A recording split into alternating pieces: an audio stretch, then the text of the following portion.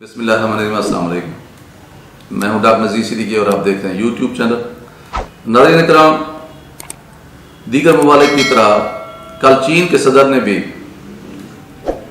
Digital خطاب کیا ہے۔ جنرل اسمبلی کے اجلاس سے چین سے بیٹھ کر انہوں نے یہ خطاب کیا ہے، باقی ممالک نے بھی کیا ہے، بھارت نے بھی کیا ہے اور عنقریب پاکستان کو بھی اس کا موقع ملے گا، جس میں چینی صدر شی جن پنگ نے بہت ہی اہم اور دانائی والی باتیں کی ہیں۔ سب سے پہلے تو انہوں نے یہ کہا ہے کہ اب جو یہ دنیا ہے یہ یونیلیٹرل یا یونیپولر نہیں ہے، بلکہ یہ ملٹی لیٹرل ہو گئی ہے۔ اس میں صرف امریکہ سپر پاور نہیں ہے، اس میں دیگر قومیں بھی شامل ہو چکی ہیں۔ اگرچہ انہوں نے نام نہیں لیا لیکن واضح طور پر ان کا اشارہ چین اور رشیا کی طرف تھا۔ رشیا کسی زمانے میں جب دو قطبی دنیا تھی، بائی پولر دنیا تھی،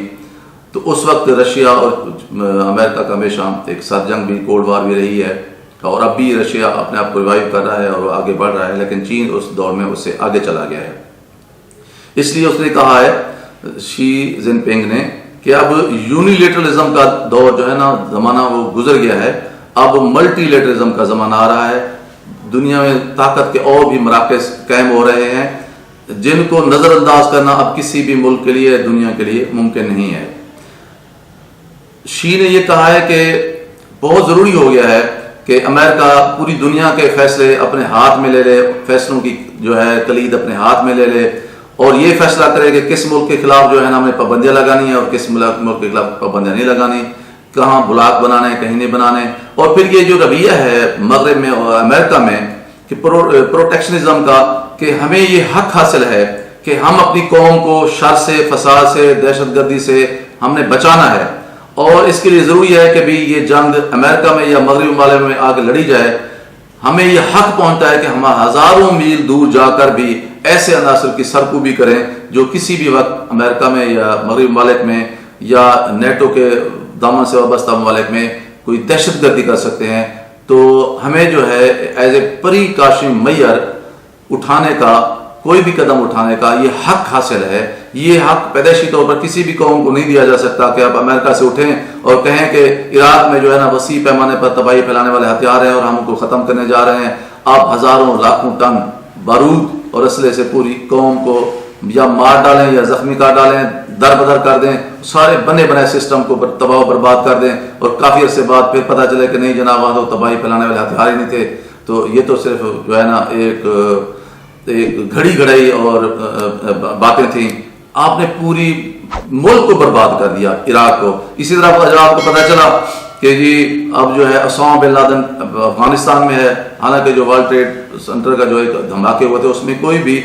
افغانستان کا بندہ شامل نہیں تھا، نہ اس میں اسامہ شامل تھا۔ اگر کچھ لوگ تھے تو وہ اگر پتہ نہیں تھے یا نہیں تھے تو وہ عرب کے رہنے والے تھے، لیکن آپ نے کہا کیونکہ امریکہ کو یا مغربی ممالک کو اس دہشت گردی سے خطرہ ہے، اس لیے ہمیں حق پہنچتا ہے کہ ہم افغانستان پہ جا کر حملہ کریں۔ 20 سال تک آپ نے افغانستان کے پہاڑوں کو سرما بنا دیا ہے، ہزاروں لاکھوں لوگوں کو مار دیا ہے، اور 20 سال تک پاکستان اس سے سب سے زیادہ افغانستان کے بعد متاثر ہونے والے ممالک، ہمارا انفراسٹرکچر تباہ ہو گیا ہے، ہمارے لوگ ہزاروں کی تعداد میں عام قوم ماری گئی ہے، ہزاروں کی تعداد میں روزانہ جو ہے نا وہ لوگ بے گھر ہو گئے ہیں،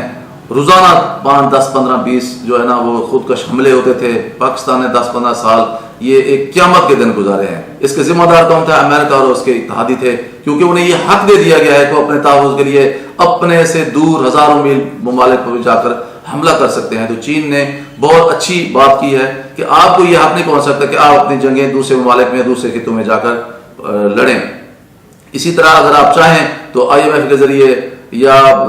FATF یا FATF کے ذریعے یا ورلڈ بینک کے ذریعے آپ کسی ملک کے جو ہے نا وہ شکنجہ کس لیتے ہیں، کبھی پاکستان کے خلاف، کبھی کوریا کے خلاف، کبھی UAE کے خلاف، اور پھر دباؤ میں لا کے اسرائیل کو تسلیم کرانے کی کوشش کرتے ہیں۔ تو یہ جو ہتھ کنڈے ہیں، چین نے اس کے خلاف آواز اٹھائی ہے، اور دیکھا جائے تو یہ تقریباً تمام ترقی پذیر اور ترقی پسند ممالک کی آواز بن جاتی ہے جب چین کے صدر اس طرح کی بات کرتے ہیں۔ یقیناً وہ دن آ گئے ہیں کہ اب امریکہ کی اجارہ داری جو ہے وہ ختم ہونے جا رہی ہے، چاہے وہ دفاعی وہ فیلڈ ہو، چاہے وہ اقتصادی ہو۔ اب چین بڑی تیزی کے ساتھ آگے بڑھتا ہوا نظر آ رہا ہے۔ اس لیے چین جو ہے اس کی کیونکہ توسیع پسندانہ عزائم نہیں ہے امریکہ اور باقی مغربی ممالک کے مقابلے میں، اس لیے آہستہ آہستہ چین ایک ایسا بلاک بنانے میں کامیاب ہوتا جا رہا ہے جس میں وہ تمام ممالک شامل ہو جائیں گے جو ترقی کی خواہش رکھتے ہیں، ترقی یافتہ بننا چاہتے ہیں، یا جو دنیا کے وسائل ہیں ان میں برابری کی بنیاد پر ترقی کے مواقع حاصل کرنے میں جو ہے وہ کی خواہش رکھتے ہیں یا کوشش کرتے ہیں۔ تو اگر ایک لحاظ سے دیکھا جائے تو بڑے لمبے عرصے کے بعد امریکہ کی آنکھ میں آنکھ ملا کر چین نے اپنے صدر کی شکل میں جو بات کی ہے وہ دیکھا جائے تو پوری ترقی پذیر ممالک کی وہ ایک نمائندہ خواہش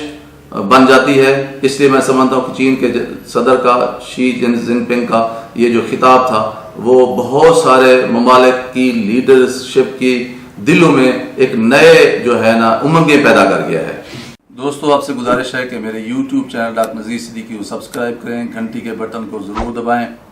اور اس ویڈیو کو لائک کریں اور سوشل میڈیا پر زیادہ سے زیادہ شیئر کریں۔ بہت شکریہ۔